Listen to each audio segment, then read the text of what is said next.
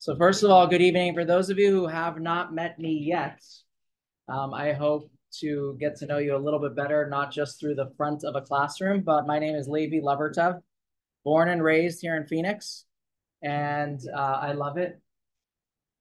So that's the end. After that, you get to judge me based on how I teach, how I answer your questions. But I do want to make sure that you know that this evening and for the subsequent classes, I do love questions. And however, I also try to time manage the class. So if we didn't address your question during the class, I'll definitely get to it. If it's a question that's more in depth and I need to do some research, it'll be my honor to do some research. So again, please feel free to ask openly.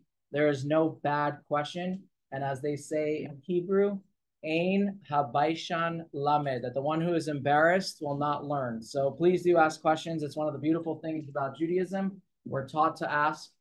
And so don't be embarrassed. Don't be shy. And if you are for some reason, you can write it down, email it to me, or however makes you comfortable. So I want to welcome you. I know that of the many different classes that I chose to be our first, I'm going to say mini course for our Jewish active mature adults kind of programming, this was one that talked to me. So I try to learn as I teach. And so this is just a fascinating genre of topic, which includes, as we're going to speak about tonight, which is dreams. It includes astrology, the evil eye, ghosts, angels. And of course, as we study these things, the real goal is to try to understand it from a Jewish perspective, because the questions are, of course, out there. And one of the things that I like about these classes is don't trust me. We're using text. So now you have the Jewish perspective based on a text that will be in front of you. It's not the rabbi told me, because I hate those answers too.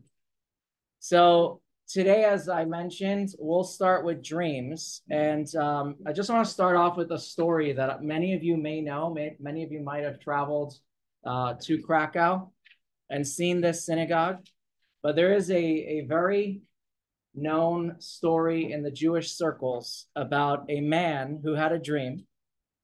And his dream told him that there is a treasure that is buried under a bridge, and it's in a different city. He travels to that other city hoping to change his mazel, to change his luck. And that's also what we're going to talk about during these classes. He comes to the bridge and he realizes there is no way that he'll have an opportunity to actually dig there because it's guarded. It's right near the king's palace or whatever it was. And so he looks, he visits, he comes back, seeing if there's an opportunity. And one of those times, the guards who are around that area say, "What are you doing here? Like, why do you keep coming here?" And so he tells him, he says, "Listen, it's a funny thing. I had a dream that there's a treasure buried under this bridge." The guard begins to laugh and he says, "That's so crazy. You think I would listen and believe every single dream that I had? If I did, I had a dream last night that said there's a guy, Isaac, in Krakow who has a treasure buried in his backyard. This man's light bulb goes off. His name is Isaac. And he lives in Krakow.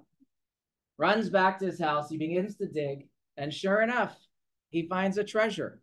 And so legend has it, the synagogue in Krakow is called Isaac's Synagogue. And legend has it that with his spoils or with his riches, he donated the money to build the synagogue in Krakow. So I start off with this story because we all know that dreams are fascinating. We always have the questions, is it going to happen? Is it not going to happen? It's just one of those things that tug at our wonder. Will we find the answer? Will we know that in the end it did happen? These are the things that are beyond the natural and rational world that we really spend our time studying. And so with all the modern sciences and all the new studies that we have, these are still things that we don't know. And the paranormal is something we are quite fascinated with. So I'm going to use the screen. It's also in your textbooks. There are a number, this is on page 2 of your textbook. Just how fascinated are we with the paranormal phenomena? Again, this includes the evil eye, curses, the existence of other worldly spirits. Today, I was sitting with someone and they said, ufology. I have never heard that word in my life. That's because I don't study UFOs. ufology, the study of UFOs. Again, these are things that fascinate people. It clogs up the news. And so I'm going to use the screen as well, just to show you, this is in America, the amount of people by percentage that believe in spiritual energy can be found in physical objects is 42%. Believe in psychics, 41%. Reincarnation, 33%. Astrology, 29%. And believe in at least one of the four above is 62%. So we are quite up there in the sense of our United States population that really believe in something like ET. Now, what about in England? We have people that believe in ghosts, 36%. Fate and destiny, 47%. Life on other planets, 49%. Astrology, 16%. So again, we see across the board that people are quite fascinated within these ideas. And lastly, Canada. Ghosts and spirits, 32%. Clairvoyance, 28%. Communication with the dead, 28%. Or 26%, sorry. Thank you for correcting me. And astrology, 32%. So for me, this is obviously quite fascinating that so many people believe in it. Yes? What about Israel? You know, I read it. It's a good question. What about Israel? Very good question. I don't know the answer. In fact, one of the footnotes here says they wanted to get Australia's, but the data was so old. So maybe they don't do studies like this in Israel. But I think if you talk about the Israel public, I can promise you the evil eye is quite up there.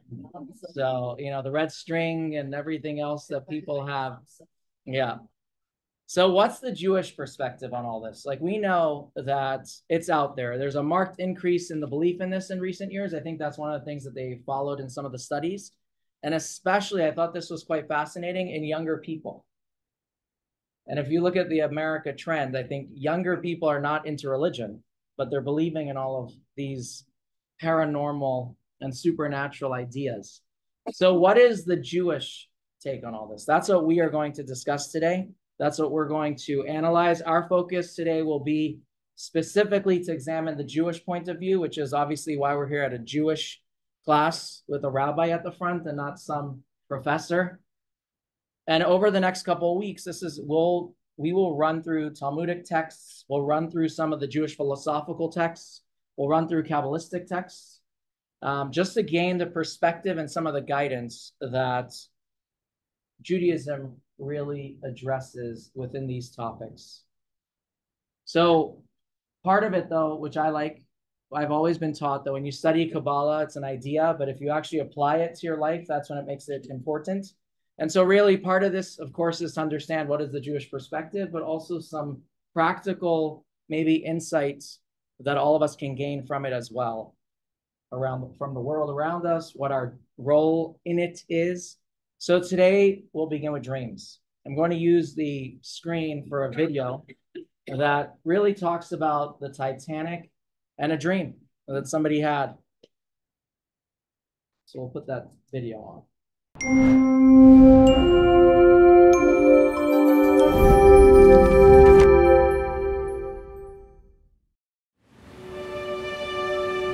900 feet long, 175 feet from keel to funnel, bearing over 2,000 souls, including several of the world's wealthiest.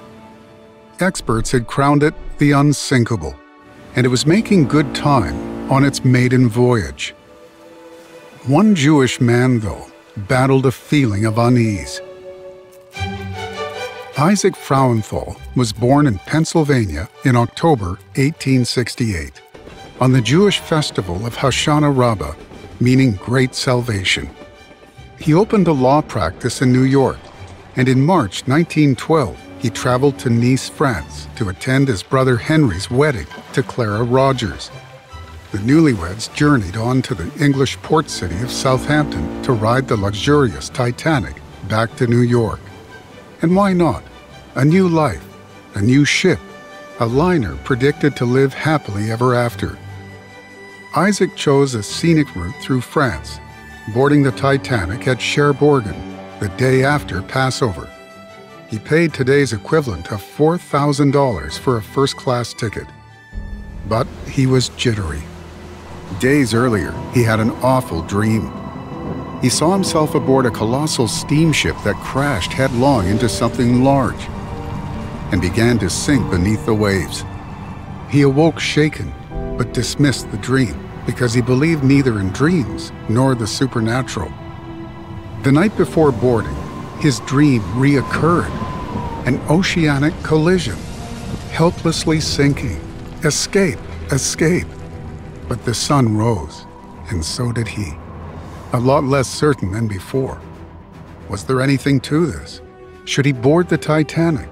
Should he share his dream? No, they would mock him. The ship was unsinkable. Isaac quietly boarded the Titan of the sea, but he later found a moment to share his fearful vision. As expected, he was roundly ridiculed. Until 4 nights later, when, at 11:40 on April 14th, the ship's lookout spotted a colossal iceberg dead ahead. The Titanic reversed its mighty engines and lurched to the left, but its starboard was lacerated. Ice tore into steel, and water dragged the ship's throat downwards. Isaac heard the captain express terror and ran to rouse Henry and Clara. Too many passengers refused to abandon ship at midnight, unable to believe that a lifeboat was safer than an Olympic liner. But Isaac had seen this vessel sink twice already. As he rolled into a lifeboat, he said, "Well, Henry, I wasn't so foolish, was I?" Henry wasn't sure. Surely such an engineering wonder could remain afloat until it could be repaired or towed. But the Titanic's stern rose into the air with hundreds clinging on. Snapping clean in two, the vessel plunged into the eternal silence of a bottomless ocean. 1,500 souls were lost. A nightmare, a reality, in the heart of the night. One sunrise and 6 hours later, Isaac was hoisted aboard the Carpathia, which sailed on to New York. He no longer doubted that something had forewarned him about the disaster. Isaac Frauenthal dismissed his disturbing dreams and sailed aboard the Titanic. If you had been in his position, would you have done the same?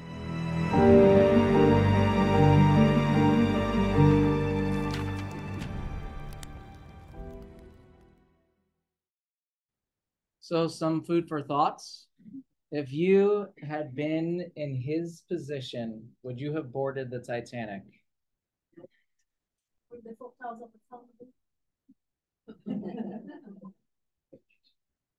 So on that note, there are 2 questions on page 5 that just, you do not have to share your answers. Number 1, have you ever had a dream that seemed very real to you? If yes, how did you respond to it? And number 2, what criteria do you use to determine whether you take a dream seriously? I'll just give it a moment. But while you're writing down your own thoughts or thinking your own thoughts, today in the news, there was a story in Brazil of a man who died in a tunnel in his kitchen, 12 stories deep, because he had a dream.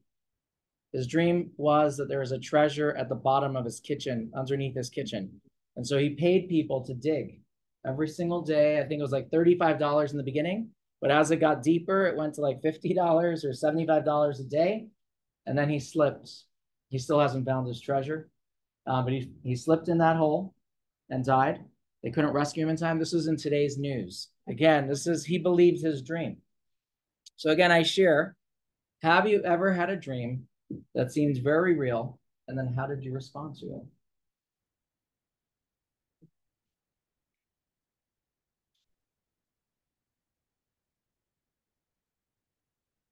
Anyone comfortable with the second question to share?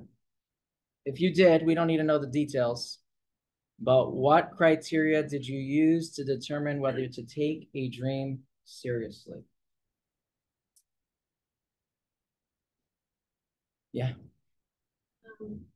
If it if the dream matches something that might have happened in my life, or it connects somehow to a situation or person or something that somehow brings it to my reality.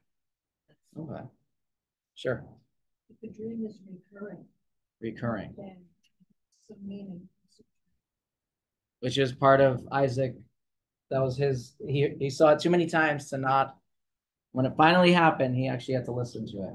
So he went on the boat, but he got off as quickly as possible. Yeah. I don't know what this means, but I never remember my dreams. Never. Okay. So just for those of you who are in the same category, you're welcome to raise your hand. Do you remember your dreams? No. And then to share something, I was speaking with somebody last week as I was preparing this class, and he said he's very fascinated by this subject, but he really believes that people don't remember all the details. And so even when you share your dream, is it all the details that happen, and maybe some of the details that you're forgetting would have been important, or maybe that shows that it's not important. So again, it is a fascinating subject that I think is we have a complex relationship with this. Think about this, in our history, we have very famous words. I have a dream. We use it as, I have a purpose, something that I'm looking forward to, a vision of a better time. On the other hand, we use this as a way to kind of knock people away. So you're such a dreamer. Like, what are you thinking? That's never going to happen. So the real question for us is that we would love to know, of course, is there a way to navigate the uncertainty regarding dreams? And if you don't have any dreams that you remember, I don't know if you have this problem. But you might need the answer to help someone else. But again, are dreams that we have worthy of being, for a person like you, who never has a dream, and all of a sudden you remember a dream, maybe it's like, oh my gosh, I better take this one seriously. So how do we navigate the dreams? Are they worthy of being taken seriously? Should we dismiss it? Can we learn to interpret the meaning of dreams? And what about nightmares? It's a dream, though. Just a bad dream. So our first, I'm going to say port of call, since we just went off the Titanic, for really developing this perspective is obviously going straight to our source of everything Jewish, which is the Torah, the 5 books of Moses, before we go into commentary and anything else. And so I think that many of us know that the Torah is full of dreams, right? The Torah is full of dreams. And sometimes we see that it's a very clear communication from God, but other times it's just a vision. But the Torah clearly shows that symbolically, these are about future events. So I'm going to just point to page 6. You can quickly look through these. I'll highlight 1 or 2 of them. But these are some of the dreams in the book of Genesis. You have a dream. Abraham is with his wife. A king dreams to not touch his wife. You have the dream of Jacob and the ladder, very famous dream. Joseph, his dreams. Joseph has dreams that talk about his entire family bowing down to him. Pharaoh has, I think, the most famous dreams that we talk about, right? Pharaoh's dreams are quite fascinating. He actually has on staff people to interpret his dreams. So talk about a guy who never has dreams and a guy who always has dreams, that he's paying them to be on staff. And he doesn't like the meaning that they are giving to him about his dreams. And that's where Joseph's entire play and the history of the Jewish people becoming slaves and the Exodus and everything that led us to this moment today is because of Pharaoh's dreams, that he doesn't appreciate the interpretation from his interpreters. So this story highlights a very big problem with deriving meaning from dreams. Just because the dream might have a meaning, that doesn't mean that we're going to know the meaning. Right? Again, here's a guy who had on staff, couldn't figure it out. So Joseph, in addition to interpreting the dream, we already just shared, he was quite the dreamer himself. And we know part of his story was interpreting dreams in the prison as well.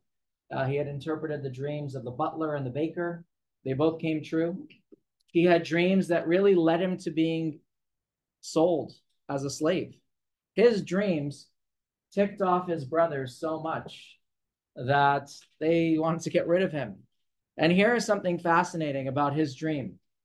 Joseph's dream, how did his father tell him that you're wasting your time dreaming? Like, don't share these things. It's all, as they say in Yiddish, narishkeit. It's foolishness. What was the point? He said in his dream that his mother, he said all of his siblings, his father and mother will be bowing down to him. His mother was the moon. His mother was dead. So Jacob's like, dude, what are you telling us? It can't be true. So we'll jump into a text, page number 8. And I like that people read, so this is also a great way. We'll go around. If you don't want to read, no problem, just pass. There's no pressure here. But before you read, since this is the first time, others would love to get to know you. You can share your first name. We'll start with Yona. Can I read in Hebrew? Yeah, well, sure. Everyone else follow along in English. No, Hebrew. Not alone. Well, you could translate it. Rabbi Yochanan, Mishum Rabbi Shimon ben Yochai, כשם שאי אפשר לבר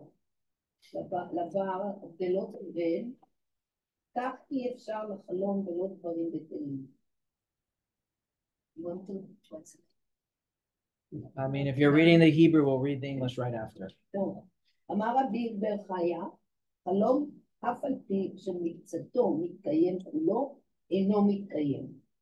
מנה לנם, מיוסף דכתוב, והנה השמש והירח וכולי, בספר בראשית, וההיא שעתה עיניה לא הבטה. That is our maid. Yeah, so this is from the Talmud. The Talmud is not in Hebrew, it's just Hebrew letters. So we're not going to test Yona on her translation skills. But Rabbi Yochanan taught in the name of Rabbi Shimon ben Yochai. And he said that just as there can never be wheat without chaff mixed in, chaff is the shell of the wheat kernel, so too can there never be a dream without nonsense mixed in. In other words, there is never a dream that is completely true. And he taught, even though part of a dream may be fulfilled, the entirety of the dream is never fulfilled. The source for these statements is, as I had just mentioned, the very story of Joseph's dreams. He said the sun, the moon, and 11 stars were going to bow down to him, which were his siblings and his parents. Yet Joseph's mother was already dead. So again, I think that if we were to conclude just what we know right now from this text, number one is that if we looked at the book of Bereshit, the first book of Genesis, we're going to learn two things. Good quality dream interpretation, hard to come by. And number two, we're going to also learn that every dream contains some meaningless detail. But it would look like every dream, if we just use the dreams of the first book of the Torah, we would say every dream has truth. Every dream is meaningful. However, that's not really a true statement. Because I always like to share this with people. Our Torah, if it was a history book, it's a terrible history book, right? The first book spans over 1,000 years. You go to book number 2 through 5, and you're talking about 130 to 140 years. So we don't look at the Torah as a history book. We look at it as a book of lessons. And with that knowledge, the only stories that are put into the Torah are the ones that are relevant with teachings. So if we were to say the book of Genesis has dreams that are meaningful, those are the ones that we were told about. But for the 1,500 years, more than 1,000 years that span the entire book, there is so many details that we don't have. There are so many dreams we're not told about because they're irrelevant. So there were millions of people that were dreaming, but we don't know their stories. For all we know, those dreams were meaningless. So really, the true conclusion is that there are three things we can take right now from the Torah. Number one is some dreams are meaningful. Not all, some. Number two, dream interpretation, not so simple. Right? Joseph's not so simple. Pharaoh couldn't figure it out. And number three, they're never entirely accurate. There is always going to be something in a dream that is not true.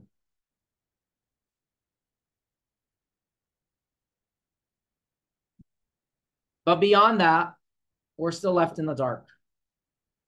We have more questions than answers.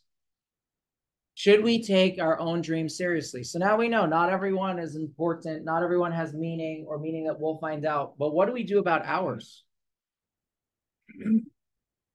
So for more insights, we're going to turn to the Talmud about this. And as I mentioned, there are many stories in the Talmud. Within those stories, there are many stories that are dreams. In fact, I'm fascinated by some of the stories that you find in the Talmud from dreams, that they can glean insight or tell us a story, a lesson from a dream that they had with another rabbi or something else. The Talmud is quite fascinating and full of stories. But we still need to figure out just a general outlook. What is the Jewish perspective in general? We need to figure out some guidelines of how Judaism approaches dreams. And so we don't want anecdotes. We want concrete ideas. So we'll go to page number 10. This is text number 3. Did you want to read? Sure. English preferably. And you can share your name. Page 10. Page 10, text number 3. And your name. I'm Elisabetta. Elisabetta. Dreams and prophecy. The dream is 1/60th of prophecy. Okay. So 1/60th of prophecy. How do you take that? Is that a good thing or? So I think on a basic level, 1/60th. Just for those of you who are into kosher laws, 1/60th is also a number that is used with kosher. When you talk about a non-kosher food that falls into a kosher, well, it's whatever. A non-kosher food that falls into a pot of soup, for example, the rule of how you figure out if that made your soup not kosher is depends on the volume. Was it more than 1/60th to the volume of the soup or less? But really, what are we saying here? That prophecy is a direct communication from God. And it's very clear. And it's always completely fulfilled because it's a prophecy. But dreams fall short. 1/60th. I mean, that means most dreams don't have any meaningful communication to us. They aren't going to be accurate. But on the other hand, and then I'll take your question. On the other hand, take this with another perspective. Dreams are serious. Dreams are serious business. On the one hand, they might not have anything to give to us, but on the other hand, they're 1/60th of prophecy. So it's quite serious. Yeah, you want to ask a question? Well, no, I think you said that most dreams don't have prophecy, but I took this when I read it, say that dreams, 1/60th of the dream is prophecy. Okay, so Bruce, I don't know if you guys caught what he just said. A big difference. Yes, he said that in every dream, 1/60th is prophecy. No, that's It's the same outcome. It really is, right? We're saying that every dream, not every dream, but dreams are prophetic. We have to take them seriously, figure out, should we listen to it or not? Is there something practical for me? We're still trying to figure out the rules of engagement, as they say. But yeah, very good point. Yes. Dreams about the past. That's a very good question. Meaning where you didn't know the metric of how to assess it. And so now we're like, okay, what about that dream I had 5 years ago? Oh, a dream about something. Okay, we're going to actually touch that a little bit. So hold that thought. That's a very good question. A dream about something that happened in the past. You're having it today, but it's about something that happened in the past. It's a very good question. I like that. You want to add something? What if the dream appears more than once, twice, 3 times, 4 times? Let's just say the same dream. We need to know, right? Would you consider that more serious? We'll find out. Probably. I mean, I think most individuals would think it's more serious. But I think that this text that we'll read some texts that kind of answer that question. But I think every person is going to assess it on their own. We'll read that soon. I'll highlight it. But one of the things that we just talked about is the Talmud, right? That the Talmud addresses dreams. And here's a fascinating thing. You'll see this in your textbook. I'm not going to go through it together, but you can quickly kind of highlight some of these. The Talmud believes in dreams. And the Talmud talks about if you see this image in your dream, this is on page 11 and on page 12 and on page 13. If you see these images in your dream, this is what it means. So clearly, the 160th prophecy is saying, take that dream seriously. Make sure that you're not ignoring or missing a message that was in that dream.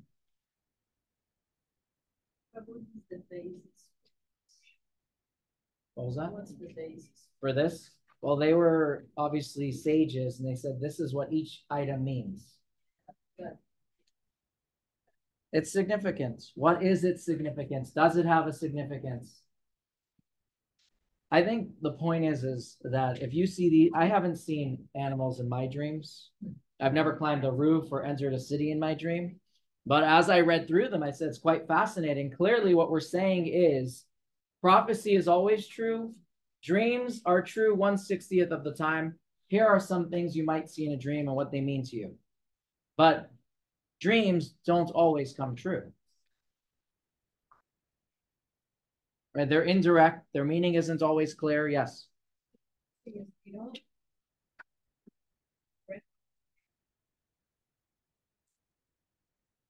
I like that. She's just showing, but that when you look at the ones that we're sharing of the Talmud, it doesn't show people. Like if you see your father, if you see a grandfather, right? But it's not the person. Correct. Right, that's true. It's missing the context. But this is for, let's say you had a dream and you saw an olive tree. What does it mean? Many children. What happens if you're past the age of childbearing? Right, so that's why we say it's 1/60th. It could be. It could be grandchildren. The point is that if we're going to take one thing out of this so far, it's that dreams are serious. They have true messages. The question is, when I have a dream, do I trust every single message of the dream? That's the question. We haven't really addressed that. What's your interpretation? I'm clearly not good at interpreting dreams. I mean, so it's your interpretation Right. of the message. If someone else had the same dream, they might interpret it differently. I love what Linda is saying, because later on, kind of towards the end of this class, and I'll share this now, there is an interesting Jewish commentary on this that says how your dream is interpreted is how it will play out. So find a good interpreter, somebody who always has a positive spin, right? Because the dream is cryptic. So find someone who has positive energy and is going to say that's a good thing instead of looking at it negatively. And I'll try to point that out when we get to that text or dream that it's referring to. But again, yes. When I see these just as symbols that when I say context, I think this way. I mean, each of us, if there's somebody in the dream, they're going to be different people. If we have in our lives, so there's no reason to have a person. Right.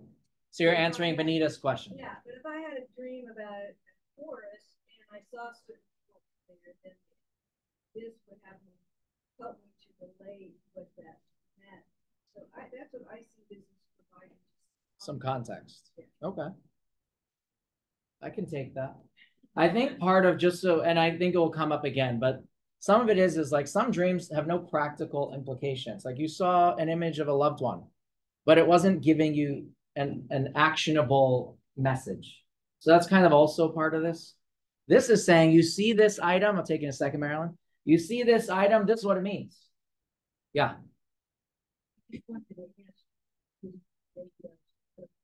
Thinking about science, dreaming. You know, you'll have to add some insight if you have on that. And again, just to repeat the question, what would Judaism today, what would its perspective be on the science of dream interpretation in psychology? I think it's a great question. And I'm not sure if I know none of these texts will address that directly, but I think it might kind of touch it because that's what we're heading into. So hold that thought, but I would love afterwards, maybe if you want to share a little bit about the knowledge of that afterwards, for I'm not familiar with it. But let's see how serious our sages took dreams. So we're going to go to text number 4. I'm going to go across the tables. So if you'd like to read, Rudy. Sure. English. My name is Rudy. Rob Yehoshua, the son of Rob Idi, visited the home of Rob Ashi. His host prepared a third-born calf and offered it to him to eat. Rob Ashi responded, "I am observing a fast." They countered, "Do you not agree with the ruling of Rob Yehuda that a person may break a self-imposed fast and repay his obligation by fasting on a different day?" Rav Ashi replied, "This is a fast due to a bad dream." Rav Bar Mekahasya taught in the name of Rav Hamaba Gura, who taught in the name of Rav that a fast nullifies the portents of a bad dream like fire consumes flax. And Rav Hista stipulated that the fast is more effective when observed on the day of the dream. Rav Yosef added that such a fast may even be observed on Shabbat. So just to break this down for a moment, number 1, they take dreams seriously, so seriously that a bad dream they are fasting for. It's drastic, right? This is so bad. I am going to fast, which this fast is a fast that can override a mitzvah, which says to honor and enjoy the Shabbos with special meals, right? He's refusing a meal, which is not something that Judaism takes lightly. But number 2, for Shabbat, the rest of the week, you could starve. The practice of fasting as a response to a dream also teaches something that's actually very important for all of us, and that is we do not believe in destiny. We do not believe that the bad dream is going to happen, whatever you do, it's going to happen. We believe that we can truly change it. We can abort it, right? So for this rabbi, it was fasting. If not, why fast? And why allow a fast on Shabbat? Clearly, Judaism believes in the dreams, but also that those dreams are not destiny. You can change it. You can change that, what is destined, from that terrible dream. And just to bring this out just a bit more, we're going to jump into text number 5. This is from a rabbi who wrote an entire book about interpreting dreams and about dreams themselves, Rabbi Shlomo El-Moli. So text 5, page 15. Bruce, my name is Bruce, sorry. A person who has had a bad dream should not say, the decree has already been sealed and all hope is lost. The possibility of rectification through repentance and supplication is always available, even for the worst dream imaginable. This person should fast, repent, and pray for mercy. If one does so, God will accept the fast, repentance, and prayer, and he will cancel all negative decrees that were issued. The negative events portended by the dream will be revoked swiftly, like fire consumes flax. They will be revoked completely, just as fire consumes flax completely without leaving any remnant, unlike wood, which always leaves some remnant after being burned. So he's actually saying something about fasting, right? Why is it that fasting facilitates this change, this idea that I stop eating and now I can totally change a dream? The answer is really Yom Kippur, if we think about it. What does fasting do? It puts us in a more spiritual state, an idea that is conducive to repentance. And that's why on Yom Kippur, the Day of Atonement, we fast so that we can be in that proper mindset to help us facilitate repentance. So from the Talmud's comparison that the effect of a fast on a dream, he used 2 things, fire on flax. There are 2 lessons that this rabbi brings out. Number 1, when you fast or when you repent, the dream or the effects that the dream was supposed to have, that decree will be revoked just as fast as fire consumes flax. For those of you who have ever seen a fire like that, it is fast. And so that's number one. And number two, he said, it's not that some of the decree will be abolished, but the entire decree will be abolished. It's not going to leave a single remnant, just like a fire that consumes flax does not leave any remnant behind. For those of you who just need some kind of a visual for that, think about your fireplace, the embers, the wood. There's always something that is left in that fireplace. Here it's gone. And again, I just want to point out, this is the Jewish attitude on life, that in general, nothing is sealed, no fate is sealed. We talk about prayer. We have the power to change our future through positive actions, and we're not bound by any destiny. We'll talk about this again later, but this is truly a core principle of Judaism that is important to remember. This is why we pray when someone is ill, or when we want blessings for a job interview, or whatever it is. We truly believe that there is no destiny that is destined. You can always change. Yes. Great question. What about Yom Kippur? The answer is you can change that as well. Really? Yes. Even during the year, we say that if you pray, if you give charity, there are a couple of ideas connected to that. If you'd like to hear one quickly. So prayer, why does prayer change? If a person was decreed already on Yom Kippur, why would prayer change what was decreed for me? So one of the answers, this, again, there are multiple answers to this. One of the answers is that prayer changes the person. So there's two ways to look at this. Can I change God's decision or not? So if we say that we can't change God's decision because he already decreed it, I can change me. And what was decreed on Levi version 1.0 will not apply to Levi version 1.1. And prayer has changed me as an individual. But the truth is, in Jewish texts, we find that prayer can actually change God's will. To use an example of that, there is a prayer, many prayers that we recite begin with Yehi Ratzon. May it be the will. We are literally saying in our prayers that we are asking God to change his mind. So again, I leave that here not to go into that too much, but that's a great question. So again, we started off that dreams are serious. And we're continuing with this theme. Dreams are serious, but they might be predictive of the future, but they won't be actualized if we decide that we don't want that. And we prayed, fasted, or repented to change that decree from the dream. Yes. So there's a phrase that says in Bashir, you're talking about destiny, right? We don't believe in that. I didn't say we don't believe in it. I said we could change it. You said that there is no I'm destiny. using.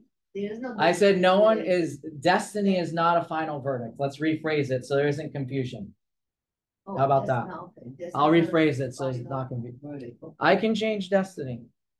So what about the phrase Bashir? You know, like It was Bashert, of course. so. I mean, Same idea. the word Bashir is destiny or not destiny? Who's a Hebrew like meant to be? To be, yeah. But Fate. Yeah, that's a good word for it. But you can change your fate. It's tough, right? I don't want to break like some things that you just hold so dear, but that's definitely the Jewish opinion. If not, why pray? Why do a Misha Beirach when someone's ill? We should be just like the other religions, or I should say parts of those religions that say, listen, hands up, God wants it, God destined it. If God wants to change it, God will change it. We don't say that. So far, though, we only have part of the puzzle, right? We only know that dreams are serious, and the Talmud clearly believes the dreams are serious. Here is another text that will really bring about a different attitude towards dreams that we find in the Talmud again. So text number 6, page 17. Okay, my name is Terry. Okay, Rabbi Shmuel Bar Nachmani taught in the name of Rabbi Yonatan. People were only shown in their dreams the products of their own thoughts. The Roman Empire once said to Rabbi Yehoshua, the son of Rabbi Hananiah, You Jews claim to be very wise. Tell me then, what will I see in my dream tonight? Rabbi Yehoshua replied, you will see the Persians capture and enslave you and force you to herd pigs with the golden staff. The emperor thought about this vision all day, and at night he saw it in his dream. King Shapur once said to Shmuel, you Jews claim to be very wise. Tell me then, what will I see in my dream tonight? Shmuel replied, you will see the Romans take you captive and force you to grind date pits with the golden mill. The king thought about this vision all day, and at night he saw it in his dream. So just real quick, I think that was quite clear. This is a text that is saying, actually, dreams don't really mean much. I can manipulate your thoughts, and therefore you'll dream about this. So we have two messages going on right now from the Talmud. On the one hand, we're saying it's very serious. On the other hand, we have two stories right here that these rabbis said, boom, I can make you think about anything, and you're going to dream about it too. Now, so we shouldn't take dreams too seriously if that's the case. Now, let's talk about another story. And this goes back to, I think, Lynn, your question. The next text that we're going to read is just another text from the Talmud about how we look at dreams, or how the Talmud looks at dreams. But before that, I just want to share one little detail. This text is going to reference a tithe that is called the second tithe, Maaser Sheni. The way the second tithe works is, I own a field. It's a mitzvah, of course, to give tithings to the poor. That's one tithe. There's another tithe that I take that food from my fields and only can eat it in Jerusalem. Jews would go up to Jerusalem 3 times a year. It was the pilgrimage. However, you and I know if I pick my apple right after Sukkot, there's no way it's going to be edible in time for Passover when I go up again. So what they would do is they would redeem it, meaning they would sell it, take the value of it, and put that aside. That was the money that is now considered sanctified as the second tithe. I can't use it. I go up to Jerusalem for Passover, I'll buy food with it, and then kind of re-engage the money. This text is going to reference money that is set aside as this second tithe, which would mean I cannot spend it. Maaser Sheni. All right, so we'll read text number 7. Page 19. I'm Jeff. Hi, everybody. Hi, Jeff. A person was troubled about the whereabouts of money that his deceased father left for him. He dreamed that his father told him exactly how much money it was and where it could be found, but that it was consecrated as Maaser Sheni. He went to the specified place and indeed found the specified sum of money. The sages instructed this person that the contents of dreams are irrelevant and he need not treat the money as Maaser Sheni. Okay, so just to quickly unpack this, on the one hand, we just read a text. Yeah, you had a question quickly? That's what I was just talking about, second tithe. Maaser Sheni is that second tithe. All right? So to quickly unpack this text, he knew from a dream. He knew that his father left him money, where it was, but and he comes to the sages. It actually came out true to what he had dreamed. The money was there. In the dream, his father said, you're going to find the money, but you can't use it. It's that second tithe. What did the sages say? Don't worry about it. You can use the money, which means that they're completely dismissing the validity of the dream's text, right? Of the dream's points. The money was there, but don't worry about what he said. So why were they so dismissive?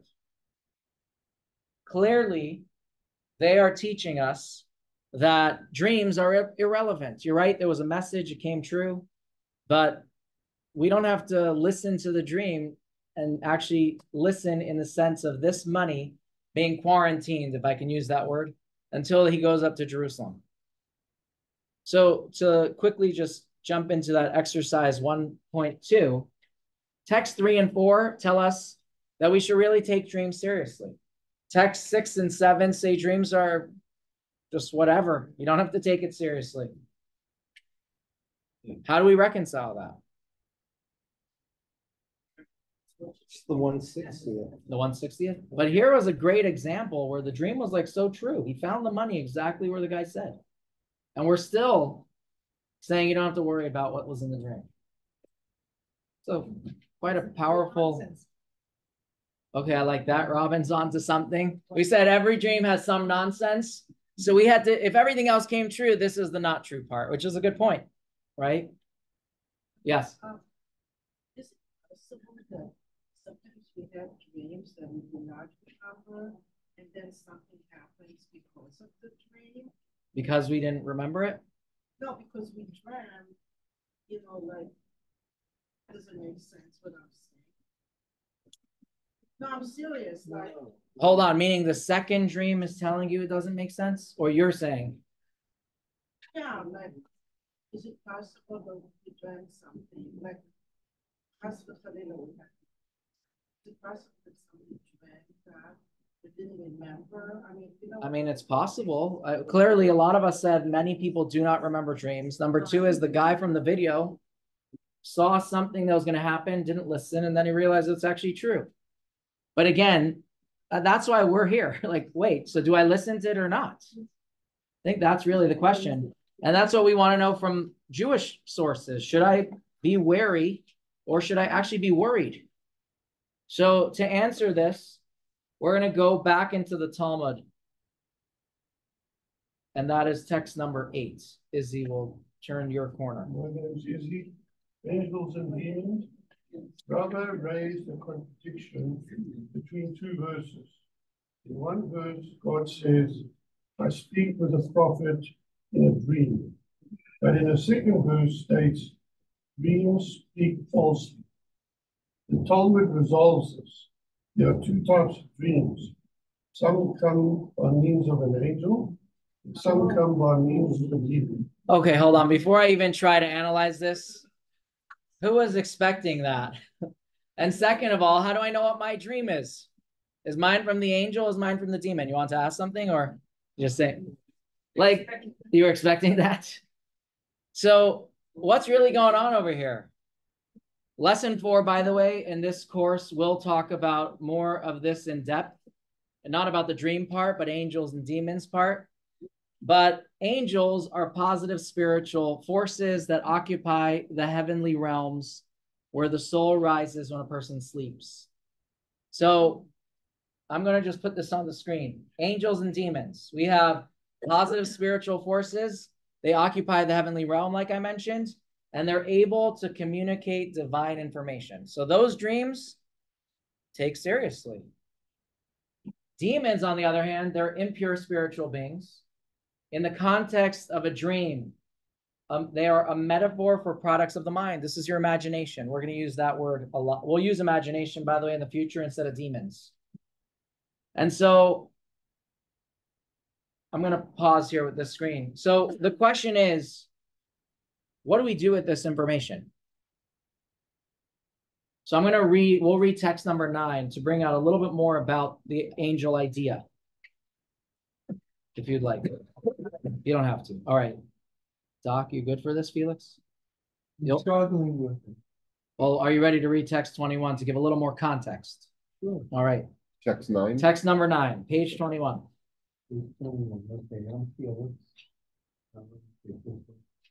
At a certain time during sleep, souls rise up to the heavenly academy, each soul going to the hall it is associated with. In general terms, the location in the heavenly palace where a person's soul rests at night is commensurate with the spiritual stature they have achieved with their daytime divine service. More specifically, if a person observed the mitzvah, studied Torah, or prayed in a more beautiful and complete manner that day, or went to sleep with words or thoughts of Torah in their mind, they merit a loftier location in heaven. The heavenly palace contains pathways, colonnades, lounges, and halls in which the soul can rest when it rises to heaven to draw new life during sleep. So again, this is just to provide more context of the Jewish explanation. to what goes on when we sleep. The halls of the heavenly palace where the souls rest are roamed by angels, God's servants.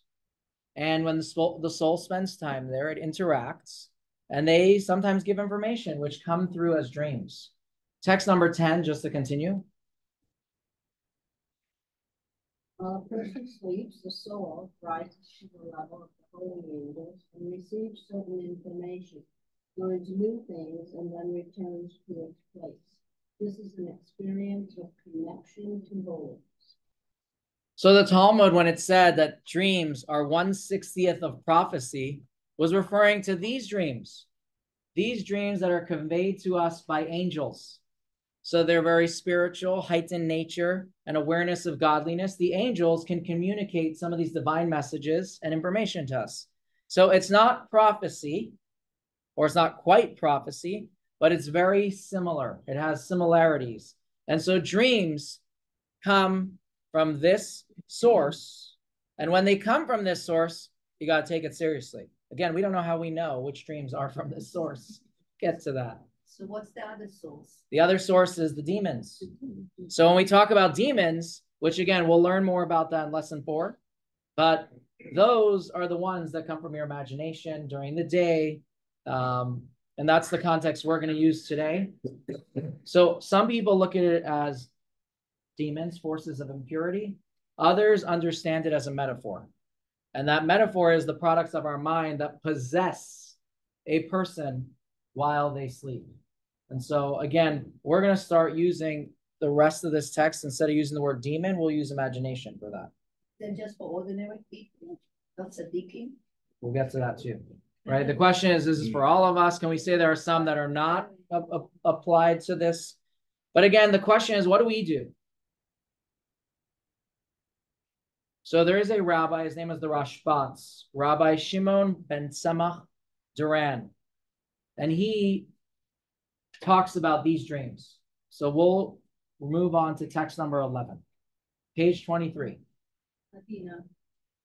False dreams are the product of an unhealthy, possessed imagination. The sages borrow the term demon to describe the negative destructive spirit that the principle possess. Dreams from the source are meaningless, and one shouldn't be concerned about them at all. So again, he uses it as a psychological. Demons is psychological. Mental demons possess, haunt a person, not outside forces. So it's the things that you see during the day. And that really talks about the same idea that we read in text 6, which is it's products, to quote it, products of people's own thoughts, right? We are possessed. Our mind is possessed by those thoughts. So it's not a negative possession where we need to do some sort of an exorcism, but rather our mind is a product of everything that we see. So to summarize, we have two things. We have angels and imagination, right? I'm going to use that word. How does this work now? Dreams that come from angels, valid, should be taken seriously. However, like we said, they still contain something that's not true. And so now we have both Talmudic kind of themes that we shared in this class from the two different groupings of text. They now come true. On the one, and they're not contradicting each other. On the one hand, a dream could be a mini prophecy. On the other hand, it could also be nothing and just wandering thoughts. So on the one hand, we need to figure out, do we take it seriously, or can it be something that we just completely ignore? And it all depends on the source. So just to use a recap over here, if it's from our imagination, dreams speak falsehood. If it is from angels, dreams are miniature prophecies. And again, some information is false. The problem is, what do we do? How do we know what the source is? And that is what we're going to address with some of the next couple of texts. How do we know? So again, there's obviously certain dreams that have no call to action. They make no difference. And those we're not worried about. On a practical level, they're just things that we see. We can choose to see it as meaningful, heartwarming, you saw a loved one, or you could just ignore it and say it's a figment of my imagination. But on an emotional level, of course, that question still interests us. Is there any way to know whether this dream was real and had meaning or not? Other dreams, though, have practical relevance, and that is really what we would love to know. Right? You see a treasure map. You see the Titanic is going to, the boat you're going on is sinking. And really the question is, whatever choice I make, whether I follow that dream or not, if it's a treasure, there's no harm done. But what about a dream, for example, that the money was found, but in the same dream it said that money is forbidden? Ignore that. But again, what about something that talks about the future life? Get rid of your job, change your career. There's a treasure underneath your kitchen. The question is, what do we do there? Do we engage it or not? And of course, what about nightmares? So there's two approaches that we find in traditional rabbinic literature. And so in that same text that we just read from that rabbi, the Rabbi Shmuel Betzalel of Duran, Rabbi Shimon ben Samach Duran, sorry, he talks about another idea to help us resolve this doubt. And so we'll jump into text 25. 12. Sorry, 12, page 25. Thank you. Yes. Yes, text 12, page 25. We have reconciled the sage's teachings and reached the logical conclusion that some dreams are valid and should be taken seriously, while others are meaningless and should be ignored. We are now left with the question of how to relate to a specific dream. How are we to know if it is valid and meaningful? The general rule in any situation of doubtful ownership is to leave the item in question in the hands of the person currently possesses it. This is why the Talmud stated that the person who had a dream pointing to the location of a Maser Sheni inheritance should disregard his dream, leaving the money under his full ownership as it had been prior to. Dreams are irrelevant as far as taking money out of possession. So really what he's saying is we're always in doubt, so err on the side of caution. However, when it has like a practical implication, like what is the money status, you don't have to worry about that. It doesn't qualify as proof. On the other hand, if it's very distressing dream, go fast so that you make sure it doesn't actually affect you.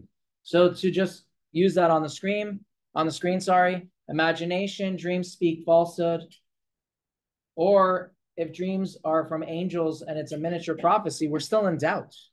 And so his idea is it will never have a practical implication. The money will stay with the person who found it.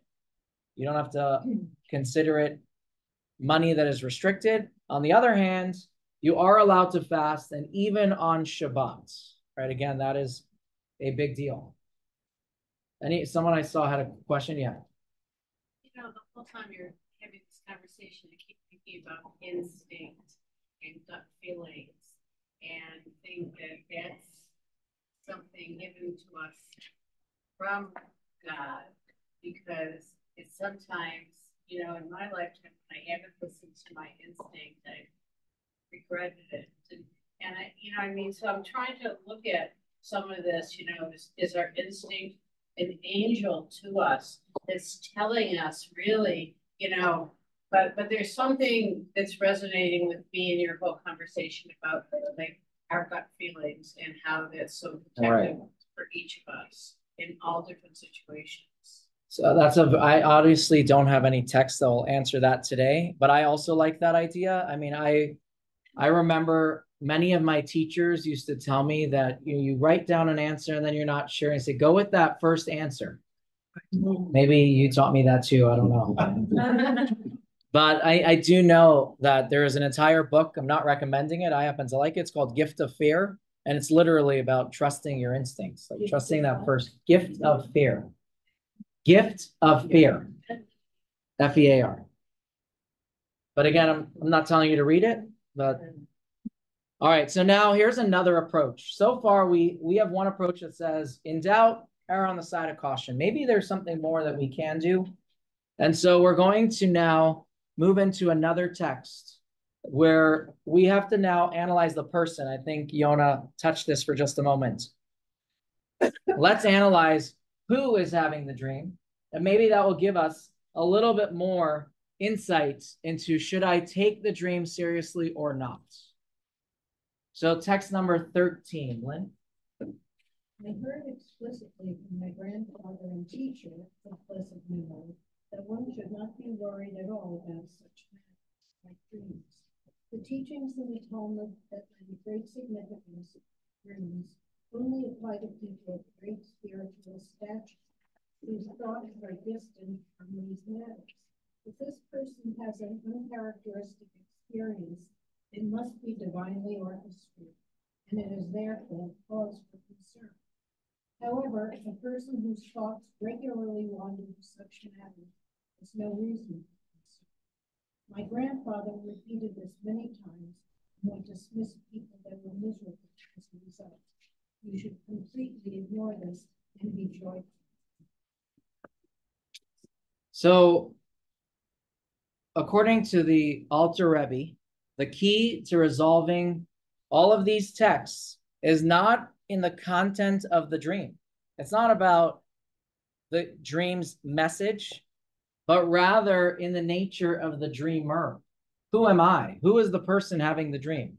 So somebody who is mentally focused, spiritually, they're always kind of on point, they're studying, their mind doesn't wander. That person, when they have a dream, we can assume it was not because of a wandering imagination. And therefore, when they're having a dream, and again, if that's any of you, great. If you have an alarming dream and you are this person, then you have to really think about the probability that this dream and its message and the communication that we're getting from the angels is valid. And so when the Talmud says you can fast on Shabbat for a dream, it was for this guy or this woman whose mind doesn't wander. She or he is very present throughout the day. And so those dreams you take very seriously. And if it's a bad dream or a bad message, go fast. Now, of course, like we mentioned, every dream has chaff, to use that word from the original text. Every dream has falsehood. And because of that, even a person of that stature does not change the status of the money based on a dream. They can go and spend that money. And that's why Jewish law says the money stays in the hands of the possessor, the person who found it through their dream. Because no dream meets the bar of certainty. So that's number one. What about the rest of us? At least I can speak for myself. I do not speak for anyone here. What about me? My mind wanders. I am not present like that. So for me, the idea of this rabbi is don't do anything extreme. Don't do any extreme measures like fasting for a dream. Not on Shabbat, not even in the weekday. Are there exceptions where maybe a dream contains valid information to a guy like me whose mind wanders? Of course. But it's not enough. The probabilities are against me, and therefore I are on the other side. I say ignore it. Could it be that one of these dreams are true? Could be. But I'm not going to do something and change my kind of direction because of it.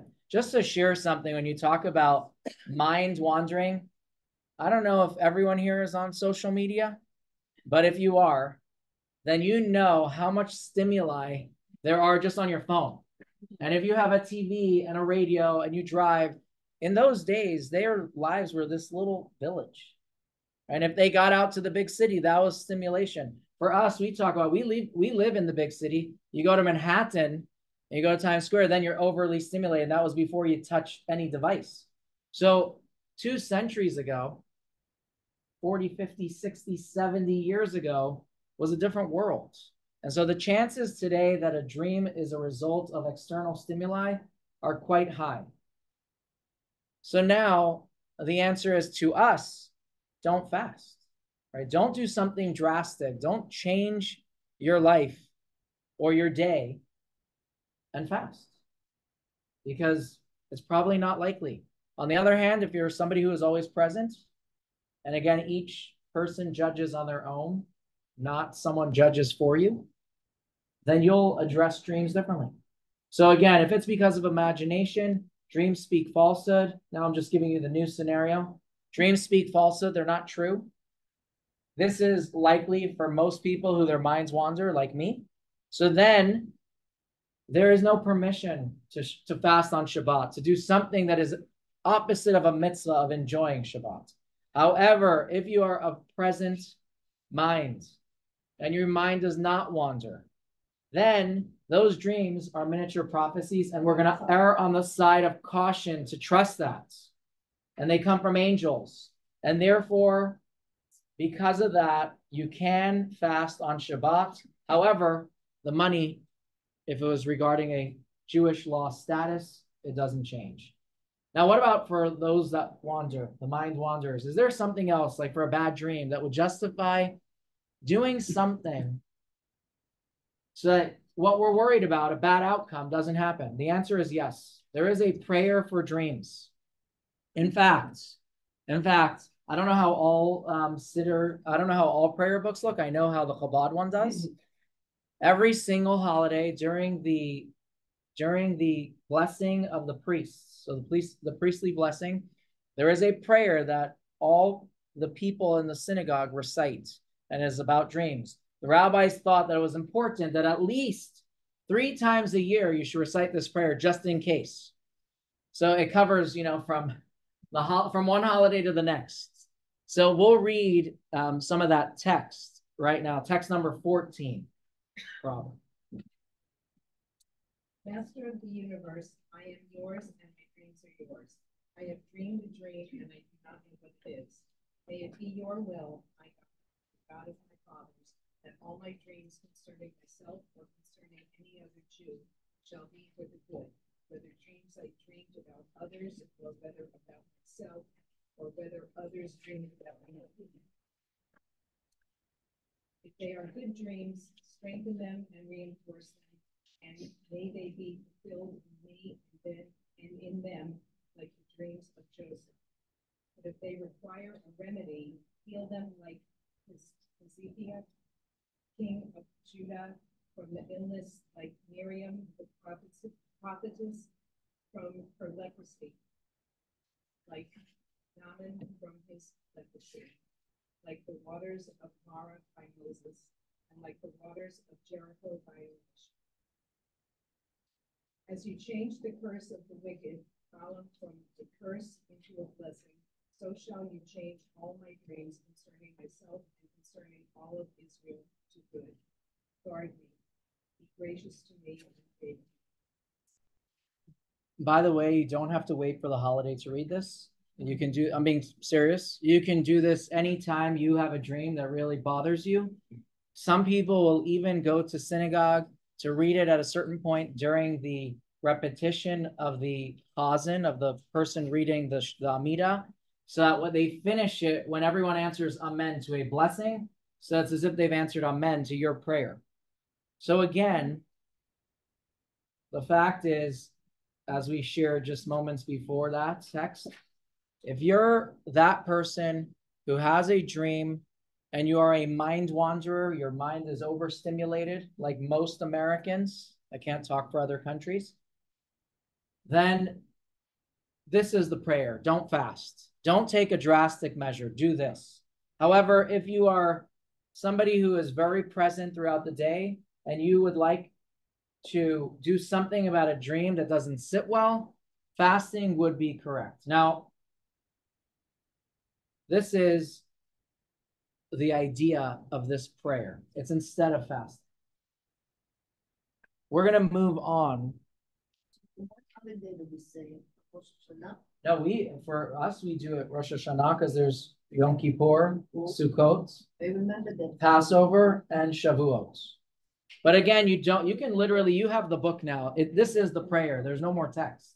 So you can keep this on your shelf, and in 2 years, you have a dream. You can go right into that text. Are there any dreams that a mind wanderer, somebody who is not of present mind, should really tune into? And the answer is yes.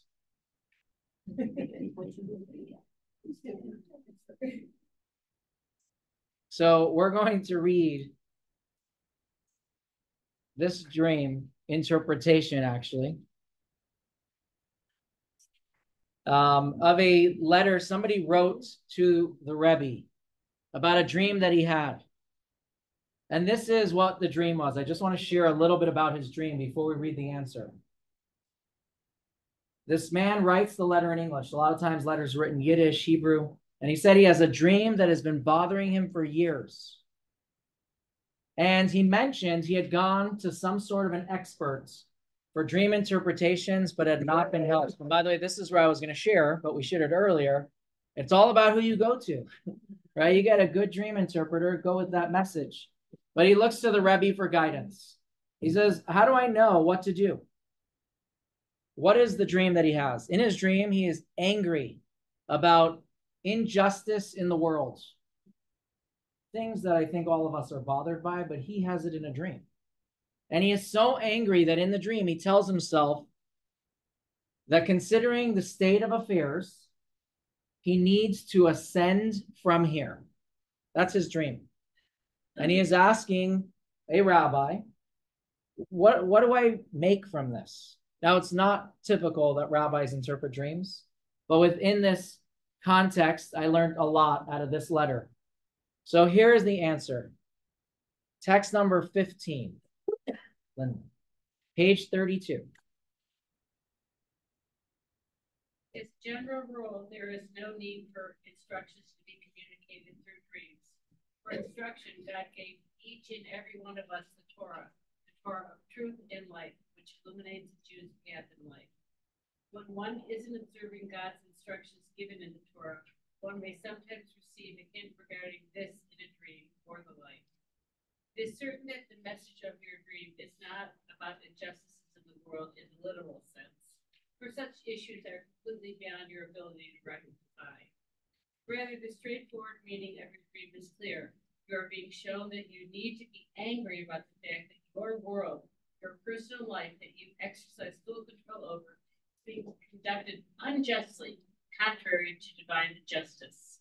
You must ascend from this mode of conduct from actual day-to-day behavior in accordance with God's instructions as stated in the Code of Jewish Law. So I loved this answer for a number of reasons. Number one is there's a basic principle that the Rebbe is sharing in his answer. He says, dreams are not a primary source for guidance for us. Don't go dig in your kitchen, right, because of a dream.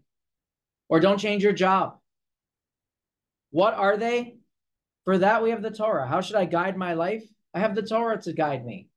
So dreams have practical messages for me, not globally. And because of that, you had a dream that talks about global injustice. There was never a way you could have fixed that. So therefore, this dream must be about something with you. And so that message was about his personal world. And the takeaway is, again, that the only instructive dreams that, or I should say, the takeaway is what dreams should you listen to, or at least take notice to and think about for somebody who is a mind wanderer, is a dream that has a message of encouragement, a dream that has an action to make you better, to do something, to do a mitzvah. And if you can find that message in a dream, listen to it. Otherwise, get rid of it, as we shared. So again, dreams that hamper, dreams that inspire. And then, of course, like we mentioned, there's a category of dreams. They're not practical visions. You can take it if it's meaningful to you.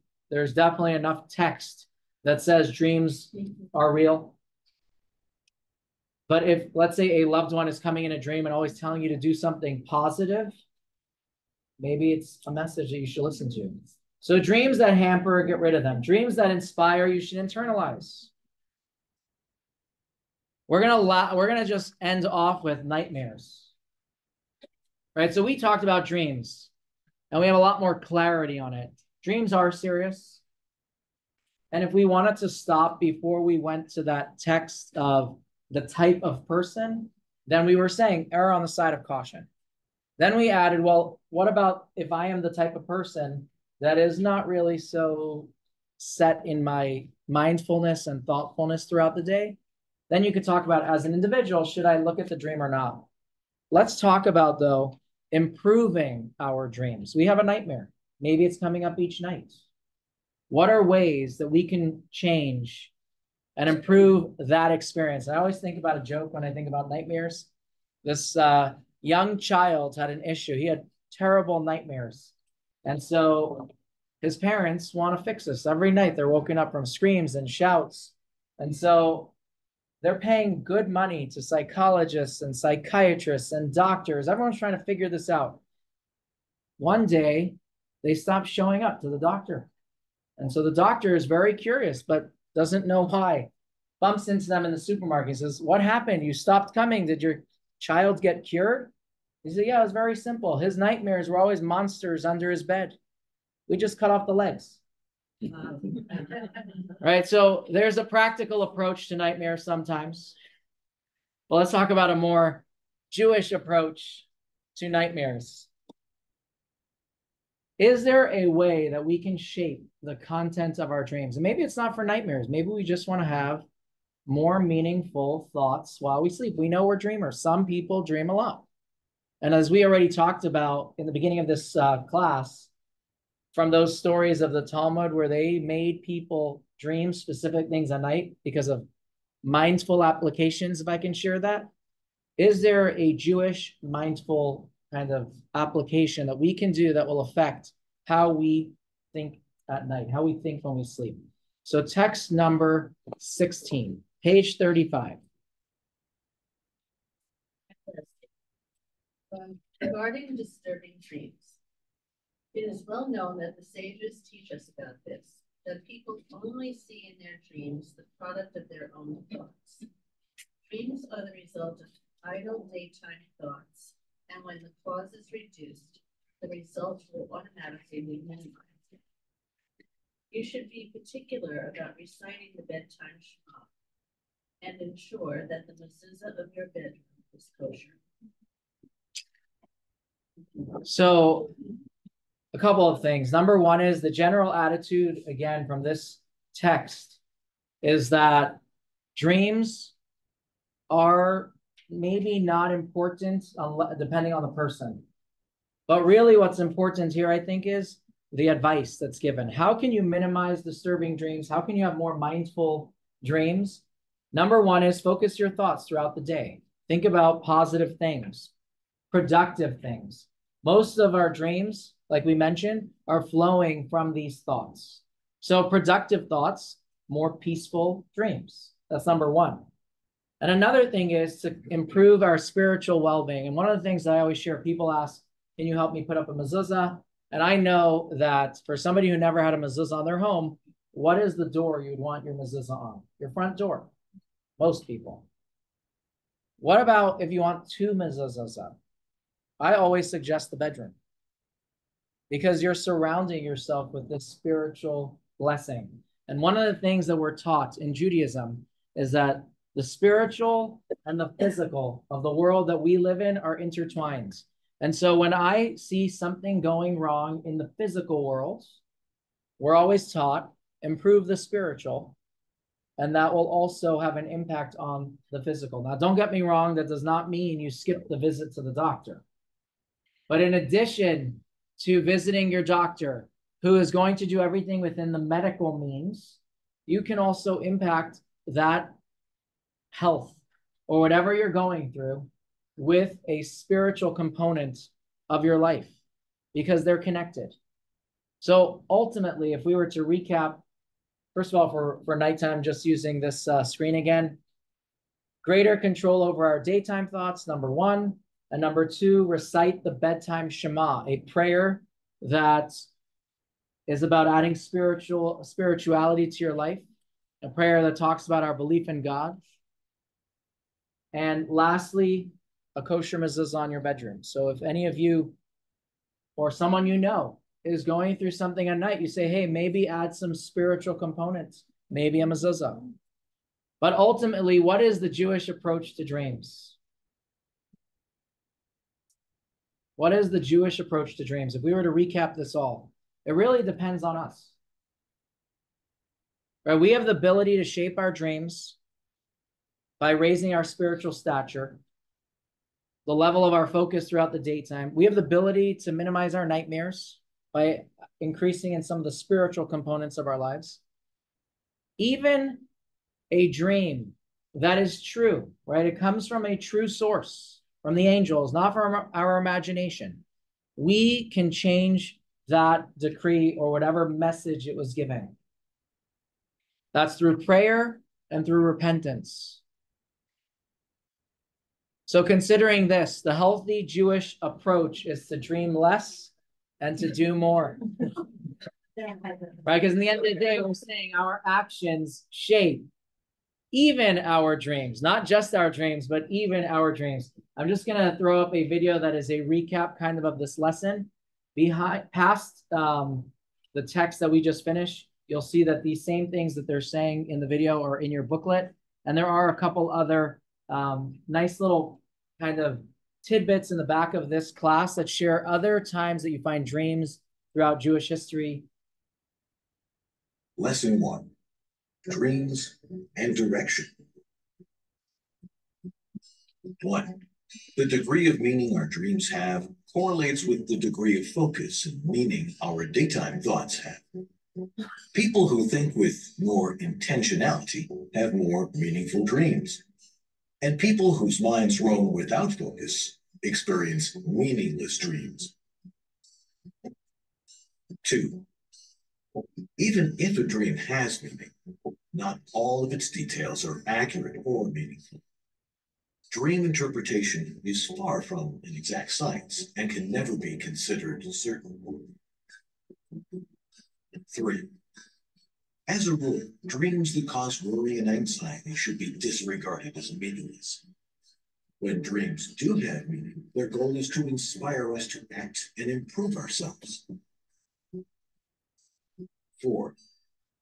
There is no destiny that cannot be changed. Even if we're convinced that a particular dream forebodes negative events, we should know that prayer and mitzvot can change any destiny. 5. Nightmares can be reduced through improving the quality of our daytime thoughts. Firm faith in God and a Jewish bedtime ritual are particularly effective in setting the stage for a peaceful and refreshing sleep experience.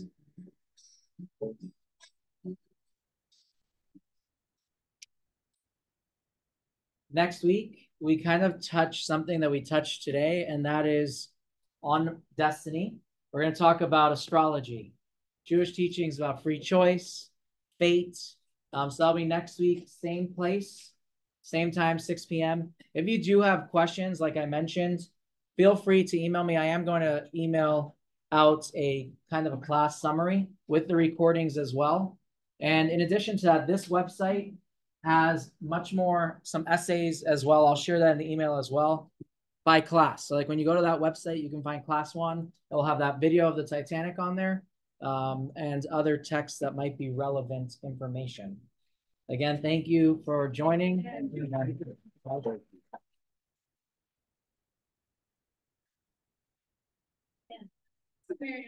Next week I have my